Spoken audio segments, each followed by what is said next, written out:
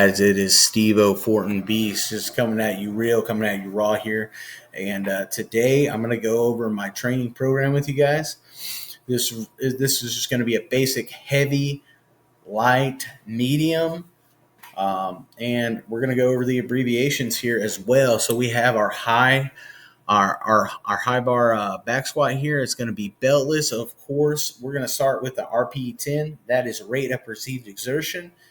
Simple means that I could have done 5 more reps at the end of my sets. At each end of my set, I want to be able to do 5 more reps. RIR, same thing. Since I'm using the straight set method with my accessories and my supplemental exercises, I want to be able to do 5 more reps at the end of each set. Different, like what Mike Israel will say is sometimes that is not possible. You'll have one set of 10 where you're able to do 5, one set of 8, but you just always want to stop before you kind of get to RIR failure. You want to stop till you get to failure. So each of my straight sets, this is just going to be a week after my active rest period. So we're just going to kind of get slowly into this. Our volume is going to be low and our intensity is going to be low. And so we have our this is going to be our beltless high bar back squat, our close grip bench press.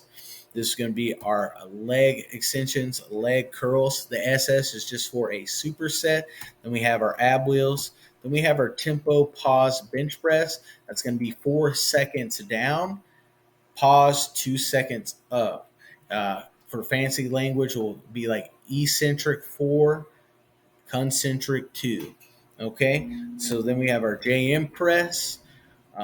We're going to be going to our rear delt flies and our lateral raises superset, our single arm dumbbell rows, and then our barbell bicep curls and our skull crushers supersetted.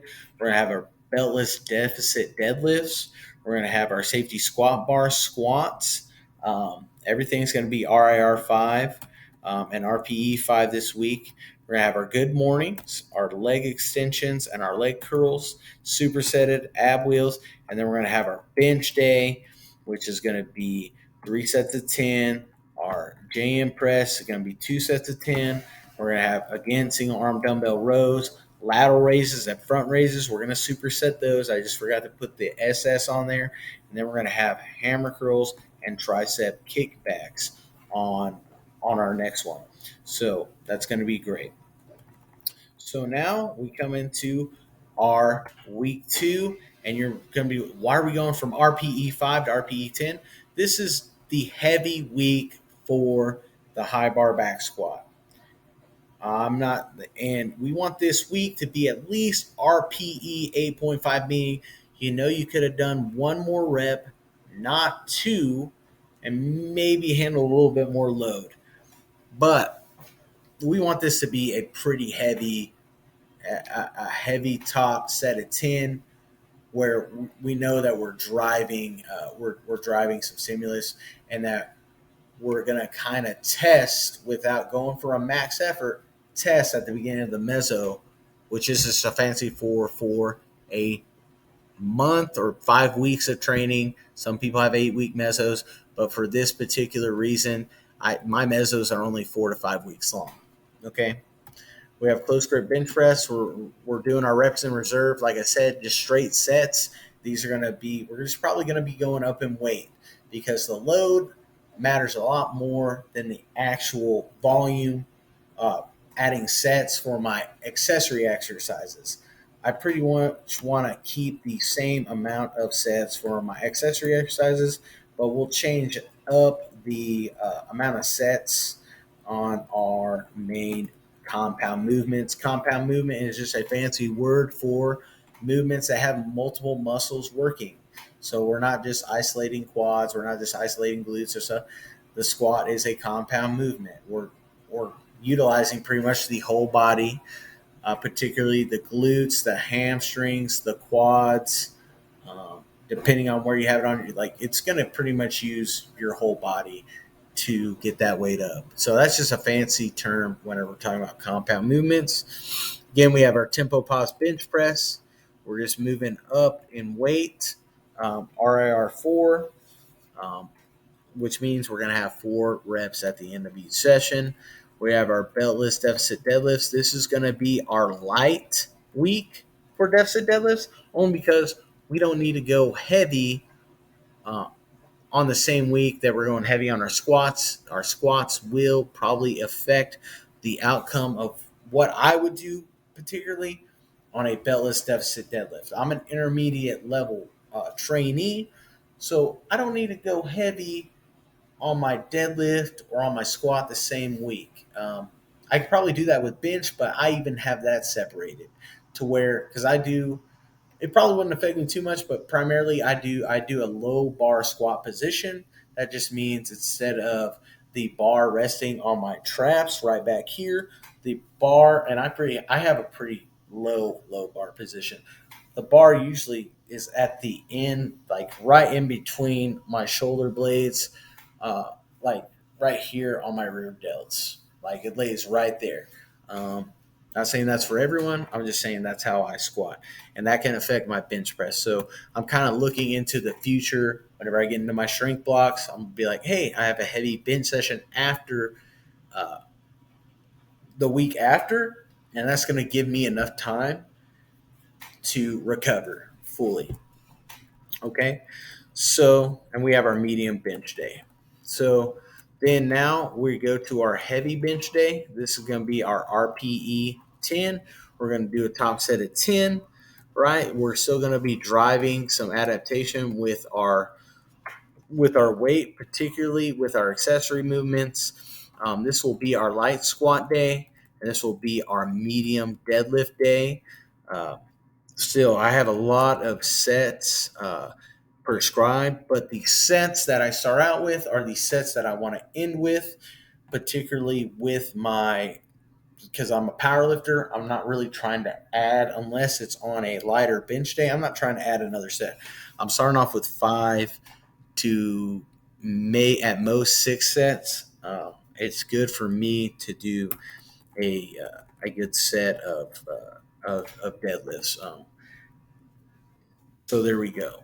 Now, the next week, we're going to have our beltless deficit deadlifts for RPE 10. I went down in one set just because we are going to be going pretty hard. We're going to be going what we like to call ham on this top set. We're going to be going, uh, remember, RPE 8.5 at least, where it's going to be a hard and heavy set. We're not going to do that every week, but we want the weeks where we're going hard and heavy to really be hard and heavy. And we want those medium weeks. I'll be honest, on your medium week, it's better to, be like, I could have done 3 more than try to up the weight and be like, yeah, make sure I get one that only gets 2 more. No, maybe you just stop at, hey, you could have done 3 more, chill on that medium week, then you go to your heavy week, and really drive that adaptation.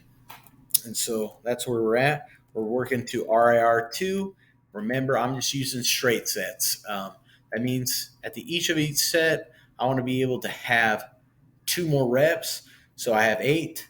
I'm going to use straight weight, and I'm probably going to be like, oh, I could have done 2 more, and that's going to be at the end of my sets as well. My set could start off with, I could have done like 3 more. That's usually a good indicator of whether you're not, like, if you could have done 3 more on the first set, then stick with that weight, and your fatigue will be a little bit higher at the end, to where you want to be at that level where you could only done 2 more reps. And so after that, we have our deload week, and everything's going to be RPE 5. I'm probably going to just do a 3x5 right here. So we're going to be 3x5, my homies, and right here 2x8. So I more than went down over half right there. Everything's RAR 5 right here. Everything's going to be easy. It doesn't matter. You could have RAR 6. Oh, like super easy, super light, maybe a small pump, but nothing crazy. Um, Everything should be light on this deload week, and I promote deload weeks because whenever I was programming for myself and I would take a deload week, I'd be like, man, this is stupid. This is boring. Like, why am I doing this? Like, I just want to go hard and heavy all the time. and it actually benefited me because I'm taking 3 steps forward, taking 1 step back to just do that much better on the neck to take another step forward. And I think it's very instrumental, especially since I have my first week heavy again. We're going into an eights phase though, and you can change the rep ranges around, but for me, this is a hypertrophy block, so my top sets are going to be tens to eights. I'm not starting my strength block yet, so my top set of 8 to 10. Okay, and then I'm gonna have straight sets of three straight sets, um, maybe four. I haven't decided on that really because I kind of go not only by feel, but is this going to be too much volume at the beginning? Um, Really, it's really important to make sure that you're not overdoing the volume. So if you're going pretty heavy, it's better to underdo it by a set than to overdo it by a set. You don't want to go to failure right off the rip on one of your on especially on your straight sets. It's okay to do this, um, and it's better to underdo it and not fail at 9 reps than to overdo it and then fail at 9 reps. So if you're questioning, this heavy day can be anywhere from 8.5, you still want it to be primarily heavy, to 10 RPE 10. So we changed our tempo pause bench to our 2 count pause bench just because on my lighter bench day or on my technique day, I don't want to keep the exercise the same for the 4 months. With beltless and with beltless deficits and beltless high bar rack squats, I'll keep those in for an 8 week meso because guess what I'm going to do on the first strength phase? I'm still going to be practicing those movements, and we're going to throw that belt on. We're going to throw those sleeves on for the beltless and the deficit and for the deficit deadlifts. But that's a whole nother video. We still have safety squat bars, but if you see, we're kind of starting at a higher reps in reserve rate. We're going to start at 3. So because I'm wanting to strive, I'm wanting to hit I'm wanting to go into by the end of the 4th or 5th week. I want to be able to hit failure and kind of know where my volume landmarks are. Mike Erzurtel talks about it in a more educated way. I do not know everything, but this is kind of me customizing a program of things I've done in the past, things I've taken away from Mike Israel, Chad Wesley Smith, even the old Ripito and things like that, and primarily get to a place where I'm like, oh, okay, yeah, this volume is good for this particular lift. So this is going to be an experiment in and of itself. I am an intermediate power lifter, so I can handle a little bit more volume than a beginner. If you're a beginner, I would say don't run this program. Run like a regular linear periodization, or a linear like starting strength, something like that. A linear program, and then go to a little bit more complicated like juggernaut or something like that. So we have right here. We're gonna have our top set bench press. I added a set right here just because bench press usually you can handle a lot more frequency and lift a little bit more intensely more often. That's not the case with everyone, but that's primarily the case. In general, you're able to bench a lot more and go heavy a lot more. Not saying you should bro it out every time on bench than you can, especially with deadlift and especially with squat. But again, it's individual. I can have a high level of squatting though. I mean, high level. I have a high volume density of squatting and even deadlifting, but I choose to do most of my deadlifting in one day. Um, so here we are with our beltless deficit deadlifts. We're only doing 3 straight sets, but we're doing that top set of 8, and we're really wanting to drive that adaptation.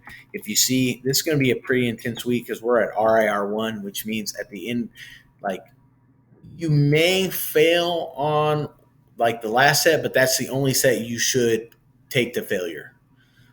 You don't want the first 2 you take to failure. You want the very last set, 1 set. You don't want the first 2 you're struggling. So remember, keep a weight that you probably could have used, gotten 2 more reps on the first one.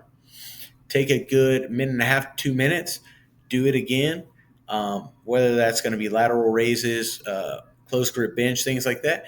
And if you're able to do 1 rep with that one, and then that last set, I would still encourage you not to go to failure yet, but use it to where you're like, oh, I could have gotten 1 more rep. Because at the end of this week, right here, this is going to be a pretty hardcore week. I got RPE 8, so I can start to kind of go in a linear fashion.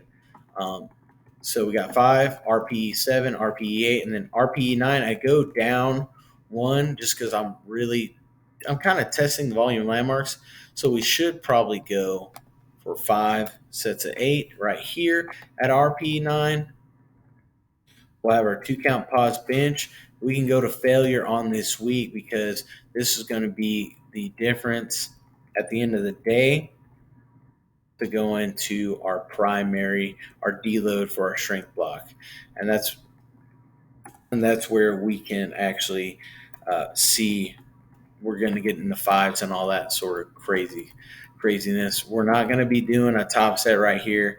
This was just a little mistake right here, but we'll probably just be doing straight sets and more than likely trying to really push ourselves on this last week, hypertrophy wise. All right, man. If you haven't subscribed yet, go subscribe to my YouTube channel. It's going to be Steve O Fortenbeast. That's STEVE capital O 410 B as in boy, E as in echo, AST. Go subscribe, man. Go support me. I'll be giving you meet updates. I'll be doing programming Sundays and be giving at least, I want to do a video a day, but at least 4 videos a week. We're going to start. I want to grow this YouTube channel. I want to get to know you guys. I want to get the subscribers to get hooked on the knowledge because I'm just your ordinary, average, everyday powerlifter. I'm nothing special. I have done quite a few like crazy things to me, but I look in the strength spectrum of things, and a lot of people like that, I'm like, whoa, that dude's really strong. I look at people like John Hack, Jesus Olivares. I look at people like I actually got to meet Big Chief Lugo. He's an IPF level lifter. If you don't know him, you should. You should go check him out. Big Chief Lugo on Insta, really cool dude. He didn't pay me, nor did he tell me to mention him on this. That dude's one strong dude. But like I said, we got a meet coming up May 27th at the Bar Athletic Cup here in San Angelo, Texas. Come support your local. Come support your local powerlifters. Go support your meets and go support your local gym. Nothing wrong. Like I have a member to Crunch. I just recently got back into the bar, but I just want to encourage everyone. If you have a chance, go to your local powerlifting meet. Go to your local lifters. If you love strength, if you love lifting, I'll have more updates on possibly doing a strongman comp, possibly doing quite a few other things here. I have a lot of plans. I have high ambitions. Sometimes those ambitions are really, I'll be honest, I have high aims for myself, and I don't mind failing. Failing is just another teacher that failure is a better teacher than success could ever be. It's only through failing do we find out what we're made of. So your boy's failed a lot, but he's also going to be going to the top a lot.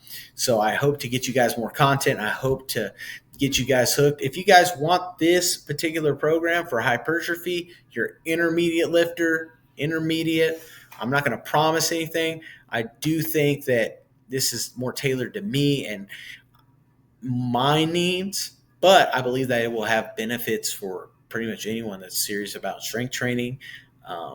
Love you guys. Lift, live, and learn, my boys. Peace.